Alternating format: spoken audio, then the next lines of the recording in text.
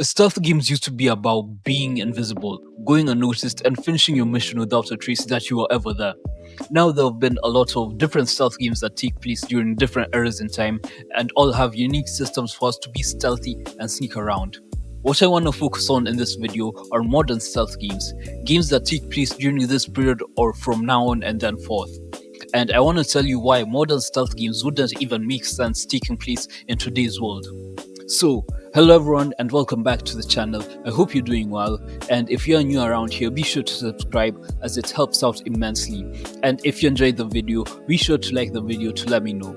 So, I find it ironic that modern day stealth games that will take place today have kind of disappeared, or at least there's way less of them being made than before. Stealth games these days has just kind of meshed into other games as a mechanic and not really as a strong solo genre as it used to be back in the day. This could be for many reasons, like industry trends, studios just honestly not making stealth games anymore, some IPs that either fell off in terms of quality or they lost their identity completely and became a whole different game. Now, yes, I do know that there's still modern stealth games being made and that people are excited for those, and I know I am. I'm also excited for games like Fizzent, that Kojima game, Mudang, Two Hearts, Black State, and some other games out there that I can't think of right now. I know there's other games out there, but I'm talking about stuff like Splinter Cell, Metal Gear Solid, Hitman, and a bit of Watch Dogs type of stealth games. Like that tiny sort of niche of stealth not only has disappeared, I mean, talk about being too good at the job, am I right? But nowadays, with the world we live in, we'll feel incredibly unrealistic just due to how hard we are being surveyed on everything, everywhere, anytime, whether we know it or not. For the games I mentioned that are coming up like Fizzent and Mudang, I see that at first glance, they do kind of seem to fit what I'd want, but not really still. Even if I am excited for them because Fizzent is more like a Kojima passion project where he's trying to blur the line between games and film and just work on the concept till he's cracked it before the production has even started. So it maybe take like 5 years to come out. And Mudang is more of a sort of reality slash identity bending game. I've seen the trailer, it's really weird and wonky and mind bending. So I like to think of it as a game, a sort of mix between Splinter Cell, Beyond Two Souls, and some other weird zombie and fantasy or sci-fi game going on, which is great and exciting.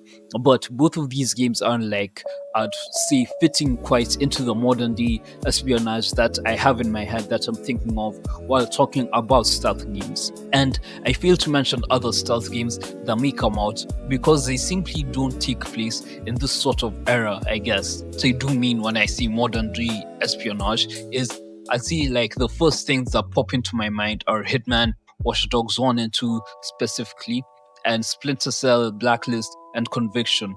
I bring this up because the only game here that has a recent-ish release and has stuck to its identity is Hitman with World of Assassination. And even if it isn't as serious as the other games mentioned here, it's still trying to be a stealth game and still trying to be true to its identity.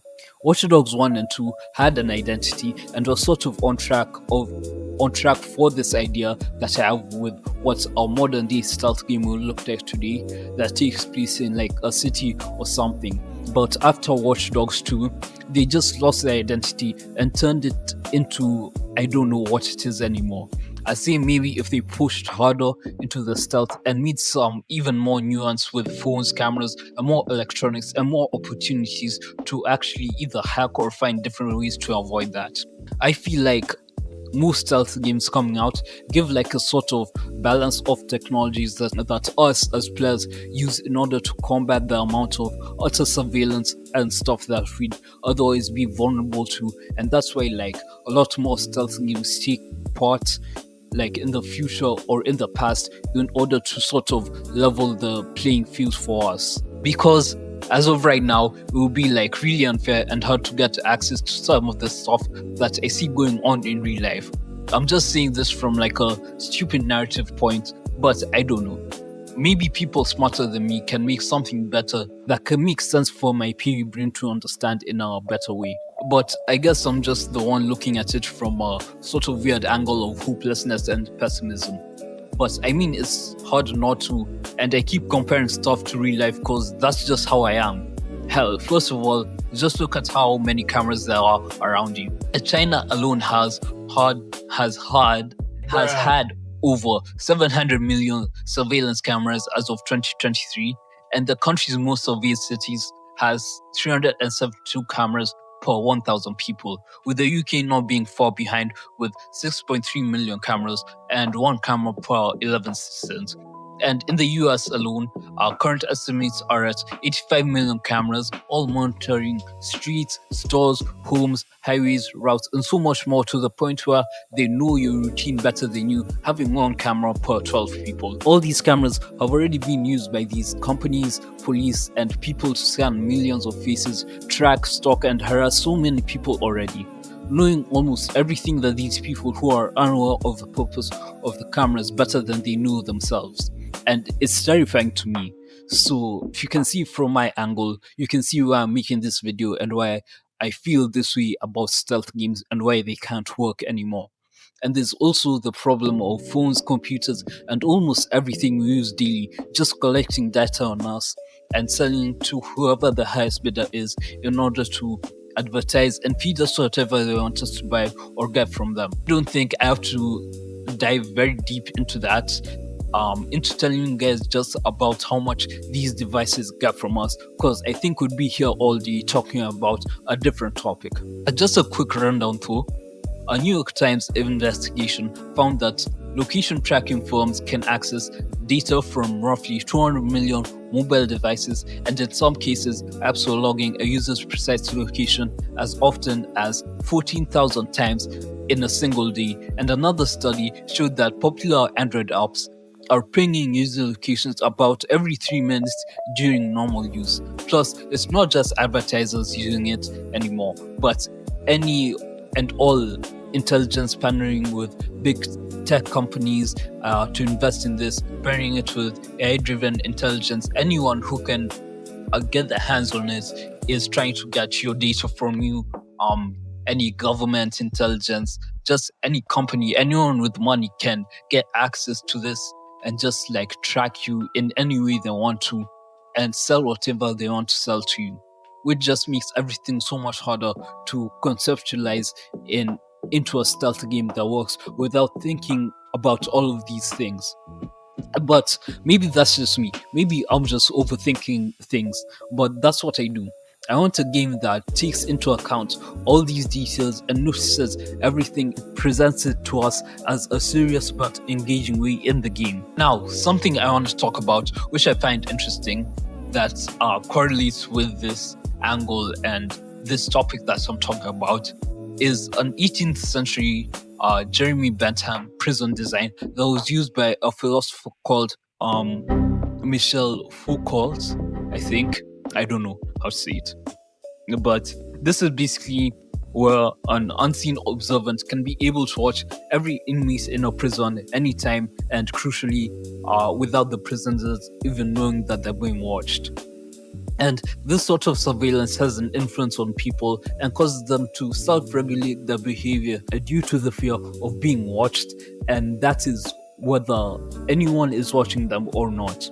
I feel like that has been amplified tenfold in the modern day with just the advancements that have been made in technology, with stuff like basic CCTVs to online tracking and much more things, which has led to people self-regulating the way they behave no matter where they are, whether online or in real life. And I mean, not in today's era, because people are stupid. Anti-intellectualism is on the rise, and people just post their whole face, their names, their addresses, everything about them online that really it just does the opposite of this self-regulation of being like way cautious and thinking about how you're going to act online. So yeah, it kind of defeats the purpose, but that's just the few people who still do it. So I want to talk about a media theorist called Shoshana Zuboff, who calls this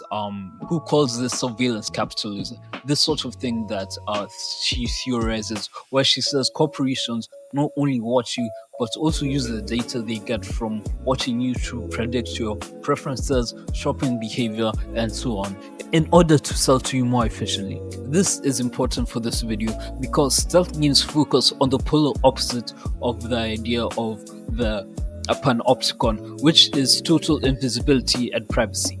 So a stealth game in 2026 would have to sell a fantasy that the theory mentioned by Zuboff doesn't allow it to exist today, unless with writing and mechanics that make sense and don't leave plot holes and unexplainable things, it becomes really hard to make that game. And yes, while old Splinter Cell, Metal Gear Solid did take on these same cameras and surveillance, I just feel like back then it was to a more normal and sort of level playing field where you could navigate around the cameras and communication was limited and such things, which made the stealth feel good and fun and actually like meaningful.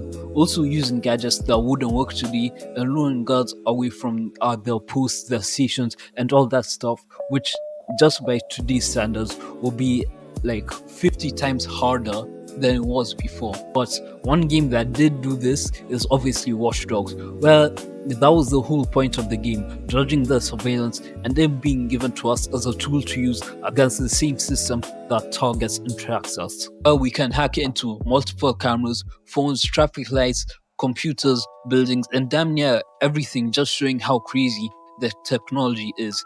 And that was back in like 2014, like 2012 to 14, I think. I don't remember, I'm old. But I mean, just that hyperconnectivity that makes us so vulnerable to everything, and how scary it is, and how much more scary it is in real life.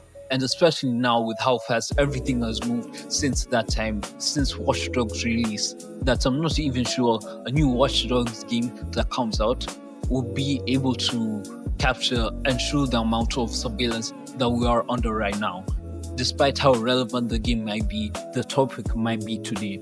That's why I think it's so difficult today and right now to replicate or build a game like Watch Dogs today without getting assassinated or the game getting cancelled before it even releases. I guess if we truly want a modern stealth game today, then it would have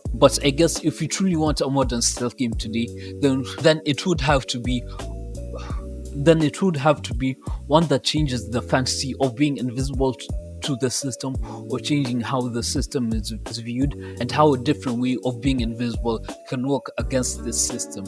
Something like Watch Dogs, where we have control of the system as well and exploit it to keep ourselves hidden and use it against the antagonists. And with compromise to something that's maybe not like super realistic but grounded, stuff like Pheasant and Splinter Cell have shown that leaning into the sort of stylized near future time frame, well, the old stealth can still be viable, could possibly still work with this and become like a combination of both of these ideas to make something that could make a true stealth game and sort of make it feel like a genre game, and a game that actually revives the genre and makes it like very distinct from any other game out there right now. But that's all I got for today. So thank you all for tuning in and watching. If you did enjoy the video, be sure to leave a like, and if you want to see more videos like this, please subscribe and leave a comment, as it helps the channel grow so much and it helps me be alive and stay here. But yeah, that's all I got, so bye.